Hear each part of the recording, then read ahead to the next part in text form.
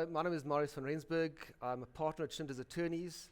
I've been asked by the Establishment Affairs Board to deal with the issue of the advanced law of contract as part of the Establishment Affairs Board continued professional development. I'm going to cover a number of topics. The first topic that I'm going to cover is the issue of the breach clause in agreements of sale. Now, I think the first thing to realize is that the breach clause is a clause that's contained in most standard contracts of sale of even movable property. And when dealing with the breach clause, we first must differentiate between suspensive conditions and contractual obligations. A suspensive condition is a condition that suspends the operation of the contract until such time as the contract as that suspension condition is fulfilled exactly in accordance with the contract. So a good example would be a mortgage bond. The agreement is subject to a mortgage bond being granted within 30 days for a sum of 1 million rand. If the bond is not granted for 1 million rand within 30 days, the agreement falls away. And we need to use correct terminology here. The agreement is not cancelled, the agreement lapses as a result of the non-fulfillment of the suspensive conditions. It is possible to breach a suspensive condition, but that is a topic for a different day, and that deals with the doctrine of fictional fulfillment. A contractual obligation is different from a suspensive condition is in that contractual obligation is an obligation of one or the seller of the seller or the purchaser. So, for example, the obligation of the purchaser is to pay a deposit within a specified time period. If the purchaser fails to pay the deposit within that specified time period, well, then the purchaser goes into breach. When the purchaser goes into breach, the seller, as the agreed party, has a number of options. One, the seller can indulge the purchaser and give a few more days for the deposit to be paid. Alternatively, the seller can act on the breach. If the seller is going to act on the breach, the seller must act in accordance with the provisions of the breach clause in the agreement. Right, what you have on the slides now is a typical example of a breach clause. So what's important is to look very specifically at the provision of the breach clause and comply with the provisions of the breach clause exactly as they appear from your contract. Caution must be exercised because different breach clauses have different variations within those contracts. So for example, in this breach clause provides that the aggrieved party can give the defaulting party 10 days written notice to rectify the default. In the event that the aggrieved party is the seller and the purchaser fails to rectify the breach, the seller has the option to cancel the agreement, alternatively to enforce the agreement. The purchaser can also be an aggrieved party, so the seller can, for example, breach an obligation to come in and sign the conveyancing documents or pay rates clearance figures. This entitles the purchaser to place the seller in breach. So in the case of the purchase of the seller being in breach, we have on the slide now the aggrieved party is the purchaser. The purchaser gives the seller notice to rectify his breach. Now, what's important is that the breach clause be complied with exactly as per the breach clause. And that's why it's important for your conveyancer or an attorney to be consulted when drafting the breach clause. The breach clause needs to specify what is the breach. How many days do you have to rectify the breach? Okay, and the breach letter must be delivered in accordance with that exact breach clause. Once the breach clause is sent, if the purchaser in our example fails to rectify the breach, the seller has a number of options. The first of those options is to grant more time, grant an indulgence, do absolutely nothing. The second thing that the seller can do is cancel the agreement and claim damages. All right. The third thing that the seller can do is actually apply to court and enforce the agreement. If you're going to enforce the agreement, you need to consider, are the costs going to be worth it, and is the agreement capable of being enforced? Okay? If the aggrieved party is going to cancel the agreement, and this is the mistake many people make, you simply send the breach letter and think that thereafter the agreement is cancelled. You need to formally deliver another letter cancelling that agreement.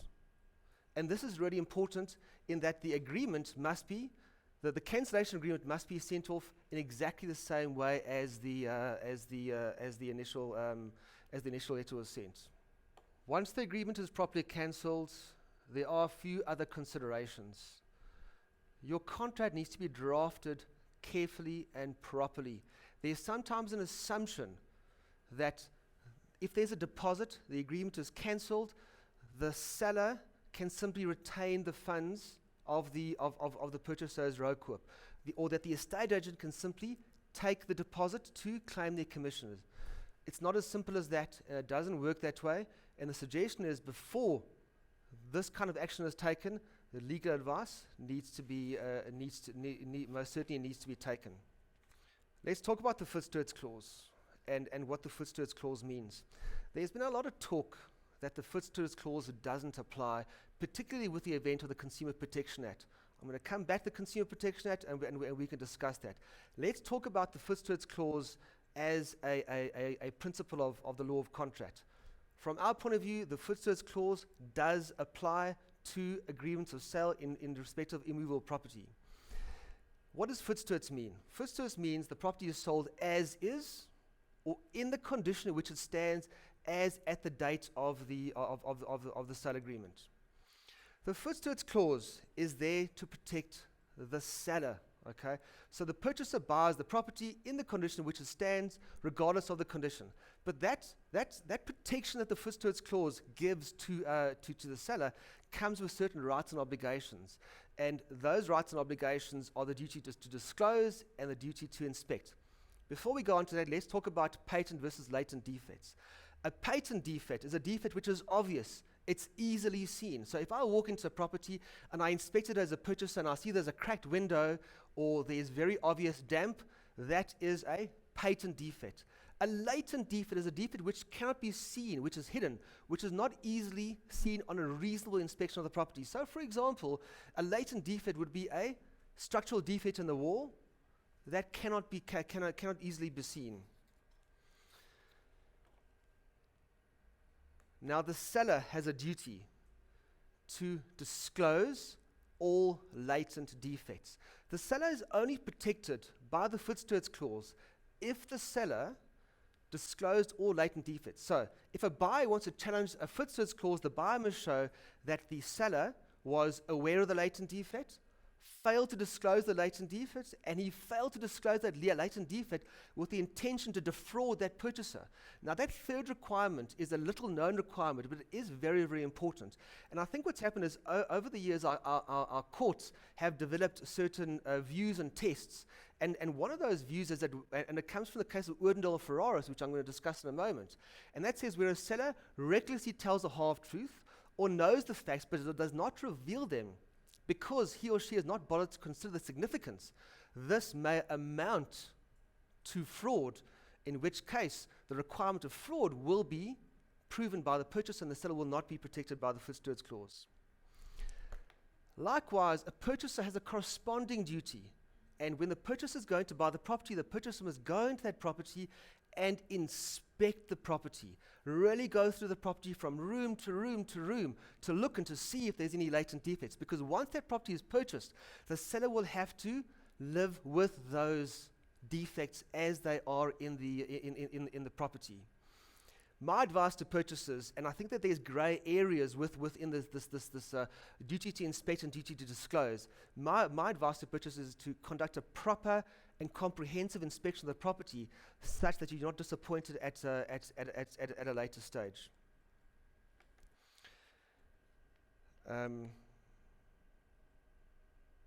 If a purchaser does, just to end off on this topic, if a purchaser does come across a defect and the purchaser is not satisfied with that defect, the suggestion is that condition be written in the agreement of sale. So there be an obligation created on the seller to attend to that defect in a specific way within a specific time frame. If the offer is presented to the seller accepts the offer on that basis, well, then it becomes part of your contractual obligations and the seller is obliged to comply with the remedying of that particular defect. Let's now turn our attention to talking about VOETSTOOTS and the Consumer Protection Act. Now, there's a number of uncertainties that arise from the Consumer Protection Act and the VOETSTOOTS clause. So, the Consumer Protection Act was introduced on the 1st of April 2011. Now, The Consumer Protection Act does not apply to the vast amount of transactions that estate agents are dealing with on a daily basis. And let me explain why. The Consumer Protection Act only applies when a transaction is entered into in the ordinary course of the business of the supplier. The supplier being the seller and the purchaser being the consumer. Now, if I am selling my own personal residence, when I sell my residence to a purchaser, that transaction is not in the ordinary course of the business of, or in ordinary course of my business as a seller. Therefore, the purchaser does not have the protection of the Consumer Protection Act. Now, that's on the one extreme. On the other extreme, we have the scenario where there's a developer who goes and develops 15 sectional title units and sells them out to the general public. That transaction is in the ordinary course of the business of that developer, and the purchaser is entitled to the protection of the Consumer Protection Act. Okay. There is a middle ground as well, and this middle ground is something that's been undecided to date. So the middle ground is if you're dealing with a property investor. The property investor has 20 properties and disposes of one of those properties. It's still an open question as to whether or not that transaction falls within the provisions of the Consumer Protection Act. Let's look at a scenario of what happens to the VOETSTOOTS clause when the Consumer Protection Act does apply. Okay, so let's distinguish some scenarios again. We have a developer who is going to sell a sectional title development off plan, all right? He sets up his tent, he calls in the buyers, and the buyers come and sign offers to purchase. Those agreements, those properties cannot be sold on the VOETSTOOTS basis because they simply don't exist at the time of the sale of the agreement. But differentiate that from a scenario whereby the developer builds a sectional title development and rents it out for a period of a year, and then decides to sell those properties in the ordinary course of his business. Okay. The question is, does the Consumer Protection Act apply? Yes. Can we apply the VOETSTOOTS clause? So, in terms of Section 2 of the Consumer Protection Act, there are certain fundamental rights that consumers have, and those rights include the right to safe and good quality goods. It includes the right to receive goods which are suitable for the purpose and generally intended, of good quality, in good working order, and free of defects. The Act further says that those rights do not apply if the consumer has been expressly informed of the specific condition of those goods and has expressly agreed to accept those goods in such condition. So in my example of the developer who's got built units who now sells them on to purchasers, it's arguable that a VOETSTOOTS clause can be included if the purchasers are made aware that the goods are sold in the condition in which they stand at that moment and has expressly agreed to accept those goods in that condition.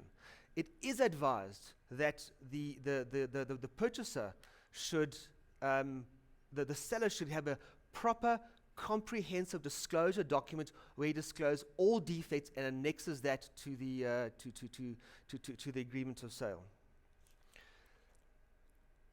Right, let's talk about the VOETSTOOTS clause in the context of building plans and in the context of the case of Odendaal and Ferraris. Odendaal and Ferraris deals with various issues. It's a Supreme Court of Appeals case, which means it's binding on our lower courts, but it's there to serve a very good legal point, which we all do need to understand. Let's look at the facts of this case very briefly. The purchaser purchased immovable property. It happened to be in Port Elizabeth. The purchaser alleged there were certain latent defects with regard to the carport and certain outbuildings. He also alleged that there were no approved plans on the property. The purchaser was in occupation of the property. The matter was lodged in the deeds office. The purchaser instructed his bond attorneys not to register the matter when it came upon prep because he wanted his queries to be taken care of. The seller was of the view that he was not entitled to do so, placed the purchaser in breach, cancelled the agreement, and brought an application to evict the purchaser from the property, and that is how this matter came before our courts.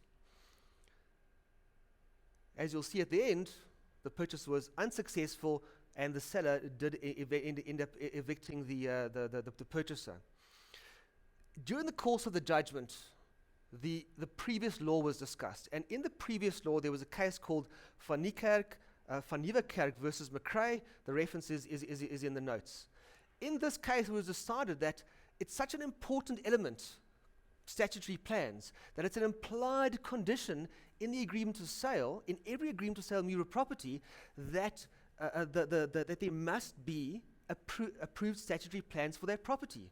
But the court in Odendaal and Ferraris disagreed, and the court said, in this case, the absence of statutory approvals did not render the property unfit for the purpose for which it was purchased. The court further said that the absence of plans constitutes a latent defect, and for the purchaser to succeed, they must prove that the seller knew of the defect, did not disclose the defect, and did so deliberately with the intention to defraud the purchaser. In this particular case, the purchaser could not discharge that obligation, and therefore it was unsuccessful. But what we do learn from this case is that building plans are treated as a latent defect. So in other words, if I'm a seller and I bought the property, when I buy the property, I buy the property with improvements made, with alterations made. I don't know that there are plans, no approved plans.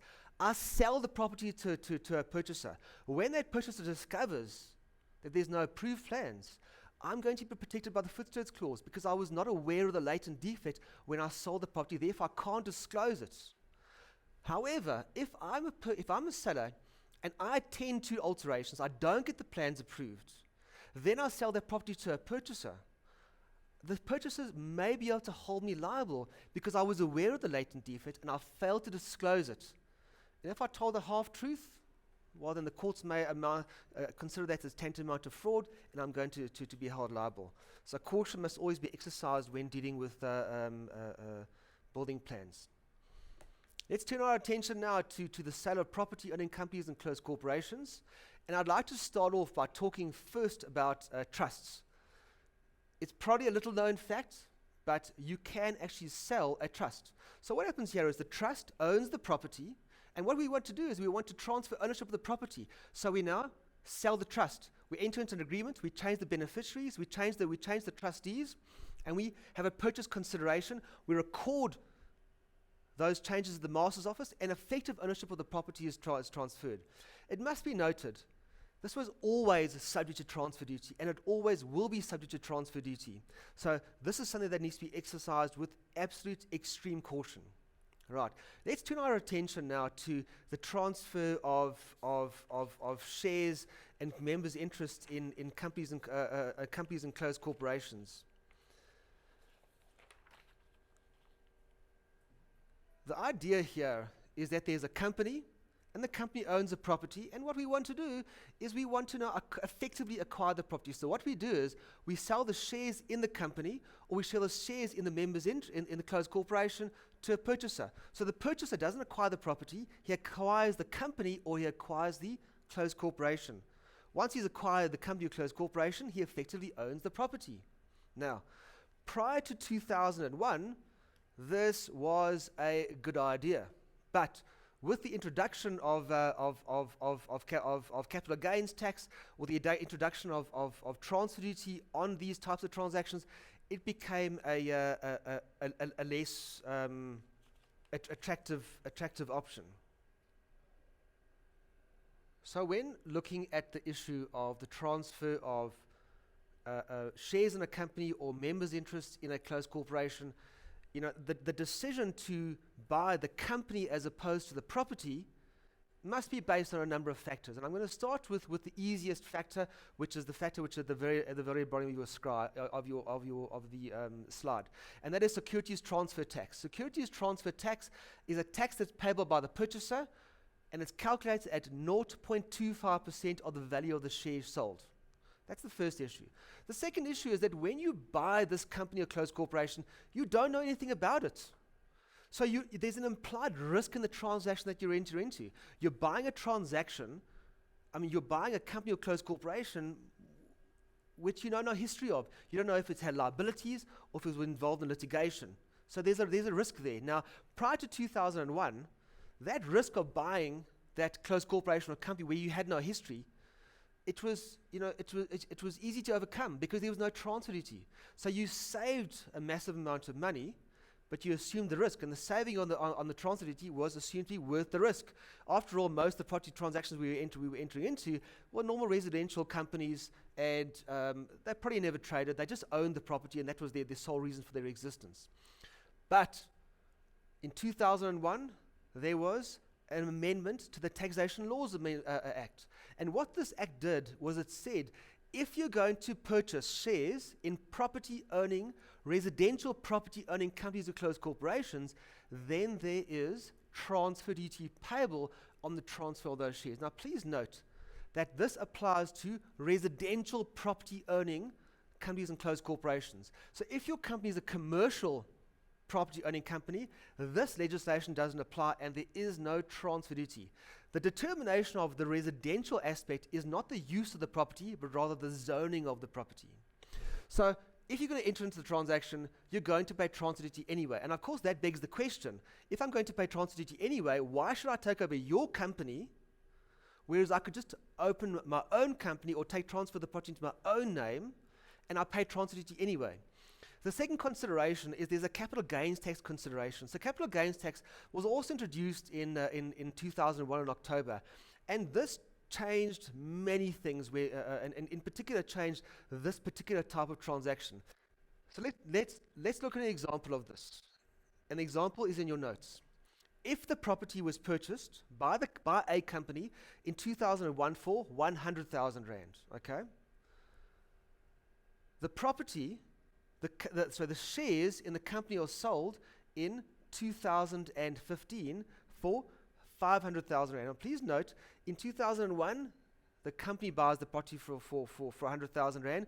In 2015, the shares in the company are sold for 500,000 Rand. In 2020, the company, at the instance of the shareholder, sells the property out of the company for 1 million Rand. The base cost in the company is not the 500,000 Rand, because that was the sale of the shares. The base cost is the 100,000 Rand, being the date on which the company acquired the property. So in effect, if we go ahead with this transaction in 2015, as a buyer, I am buying the capital gains tax liability of the company based on the base cost in 2001. So if you go into this transaction, you must consider these facts and factor in what the cost of that base of that capital gains tax liability is. And bear in mind that with the advent of the latest budget speech, the rule of thumb rate for the capital gains tax is 22.4%. So it's a pretty expensive acquisition. Before I move on from the sale of members' interests and shares in companies, let's talk very briefly about whether or not we can enter into a transaction. Let's talk about tripartite agreements, and then I'm going to finish off with nomination clauses. A tripartite agreement, okay, is an agreement between three people. So what happens is you have A, who sells a property to B for 1 million Rand. B sells the property to C for 1.2 million Rand. The parties get together and they decide that B is going to step out, and what we're going to do is we're going to transfer directly from A to C. C will pay transfer duty once, and B will take 200,000 Rand. So if we operated on our initial transaction, we had two sets of transfer duty. A sells to B 1 million, transfer duty is payable. B sells to C, C pays transfer duty. There's two sets of transfer duty. Now in the tripartite agreement, only C is paying transfer duty on the 1.2 million Rand, and SARS is losing out on the revenue.